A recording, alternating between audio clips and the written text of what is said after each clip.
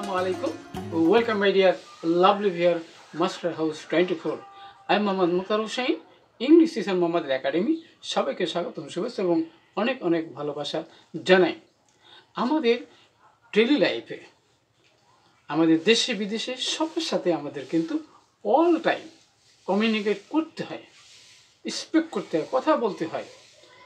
তাহলে এমন একটি ভাষা আমাদের জানার প্রয়োজন যে ভাষার মাধ্যমে আমরা পৃথিবীর সবার সাথেই কমিউনিকেট করতে পারি, যোগাযোগ করতে পারি, কথা বলতে পারি।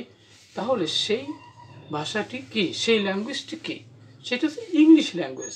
যে ভাষার মাধ্যমে আমরা সবার সাথে কিন্তু কমিউনিকেট করতে পারি, কথা বলতে পারি। দেশি বিদেশি হায়ার এডুকেশন অল ক্ষেত্রে আমাদের কিন্তু ইংলিশ নলেজ প্রয়োজন নয় কি?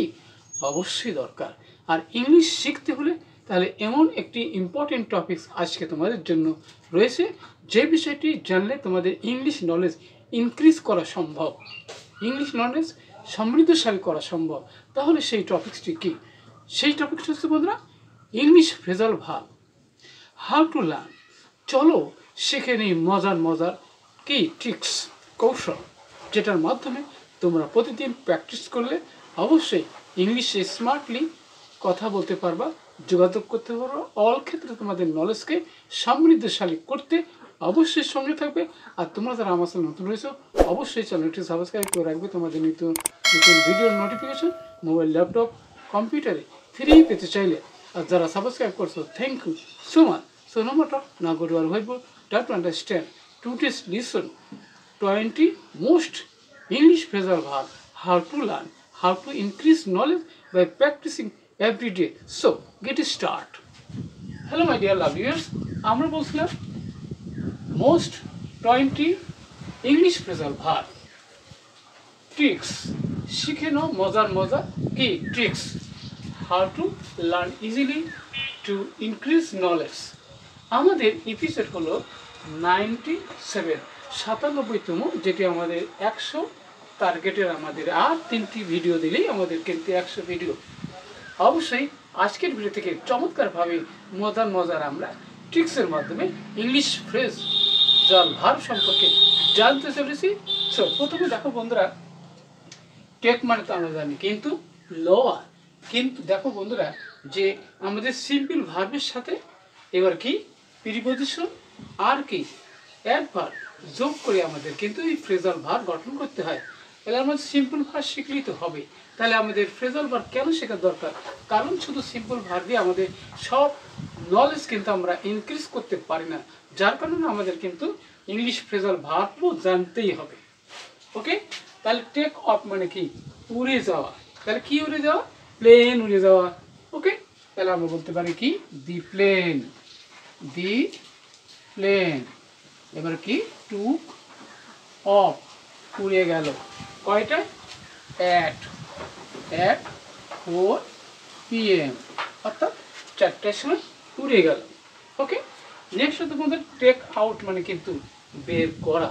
ওকে, তাহলে কি যে please please take out your money.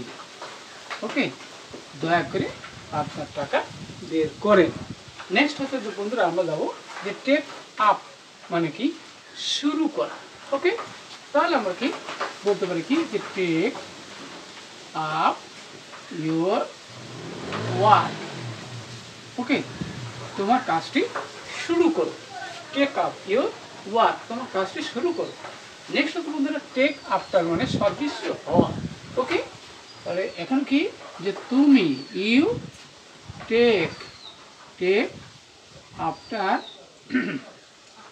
Your mother, তুমি তোমার মায়ের মতো দেখতে।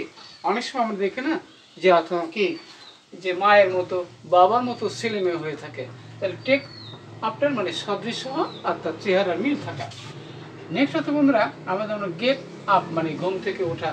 গেট মানে ওঠা বা গেট মানে পাওয়া, আর তার সাথে কিন্তু গেট আপ, তাহলে ঘুম থেকে ওঠা। যেমন ধরো কি যে we get up early in the morning, in the morning, আমরা সকাল সকাল ঘুম থেকে উঠি। নেক্সট হতে পারে পুট অন মানে কি পরিধান করা, কি পরিধান করা, কাপড় পরা। তাহলে কি এখানে কি put, put on your dress, dress quickly, quickly, put on your dress quickly, তাড়াতাড়ি রেডি হও, পোশাক পরো। ওকে, নেক্সট হচ্ছে গিভ আপ মানে কি ত্যাগ করা। তাহলে গিভ আপ মানে কি, যে give up, please, please give up bad habits, bad habits, খারাপ অভ্যাস ত্যাগ করো। Please give up your bad habit, তোমার খারাপ আচরণ ত্যাগ করো। এবার টার্ন অন মানে কি চালু করো।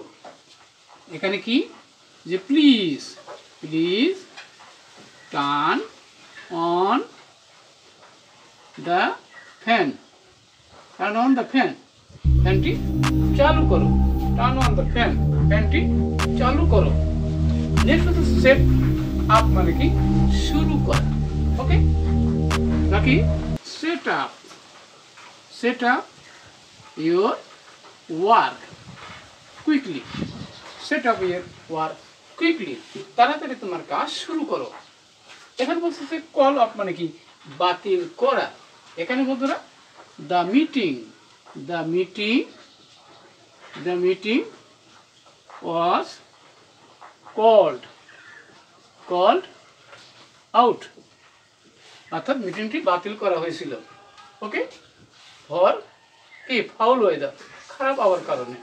ওকে, এবার হচ্ছে পুট অফ মানে কি পিছিয়ে দেওয়া। ওকে, আর বলতে পারি আমরা কি the meeting, the meeting was কি put, put off due to rain, অর্থাৎ বৃষ্টির কারণে পিছিয়ে দেওয়া হয়েছিল মিটিংটি। নেক্সট আমরা দেখো বন্ধুরা যে টার্ন ডাউন মানে কি প্রত্যাখ্যান করা। ওকে, যেমন ধরো he, he turn, turn down the job offer, job offer, turn, turn down the job offer, অর্থাৎ চাকরিটি সে প্রত্যাখ্যান করেছিল। ওকে, এবার টেক ওভার মানে কি দখল করা। ওকে, তাহলে দে মানে কি তারা, they, they took over the position, position, তারা পজিশনটি দখল করে নিয়েছিল। নেক্সট হতো বন্ধুরা শো আপ মানে উপস্থিত হওয়া। ওকে, তাহলে কি বলছে he did not show up the party, show up the party, সেই পার্টিতে উপস্থিত ছিল না। এবার সেট অফ মানে কি যাত্রা করা। তাহলে কি দে মানে তারা, সেট অফ দেয়ার, দেয়ার কি জার্নি, তাদের যাত্রা শুরু করেছিল। ব্রেক আপ মানে কি সম্পর্ক ভাঙা। ওকে, দে মানে তারা, they broke, they broke up their, their 5 years relation, relation, relation, তারা 5 বছরে সম্পর্ক তারা ভেঙে দিয়েছিল। এবার সে মেক আপ মানে কি মিটমাট করা। এখানে কি they, they made up, made up their misunderstanding, misunderstanding, তাদের ভুল বোঝাবুঝি মিটিয়ে নিয়েছিল। এবার টেক ওভার মানে কি দায়িত্ব গ্রহণ করা। ওকে, যে you should take over the, over the duty, দায়িত্বটি সে গ্রহণ করেছিল।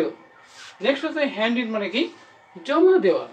তা কি যে কি hand, hand in your money, money in the account, in the account, অর্থাৎ টাকাতে অ্যাকাউন্টে জমা দাও। এবার গিভ ইন মানে কি, মেনে নেওয়া। Okay, please, please give in my decision, my decision, আমার সিদ্ধান্তটি মেনে নাও। তাহলে অবশ্যই তোমরা দেখলে যে কিভাবে মজায় মজায় ইংলিশ ফ্রেজাল ভার শিখে প্র্যাকটিস করো প্রতিদিন। অবশ্যই কোনো কিছু পৃথিবীতে কঠিন নয়, যত বেশি প্র্যাকটিস করো তত বেশি তুমি ইংলিশ ইনক্রিজ করতে পারবা, নলেজ বাড়াতে পারবা। অবশ্যই আজকের ভিডিও থেকে তোমরা অনেক কিছু জানতে পারলে। আর কোথায় কোনো সমস্যা থাকলে কি বিষয়ে ভিডিও দেখতে চাও দ্রুত কমেন্টস করে জানিয়ে দেওয়া। সবাই সুন্দর সাকসেসফুল জীবন কামনা করে এখানে বিদায় নিচ্ছি। আল্লাহ হাফেজ।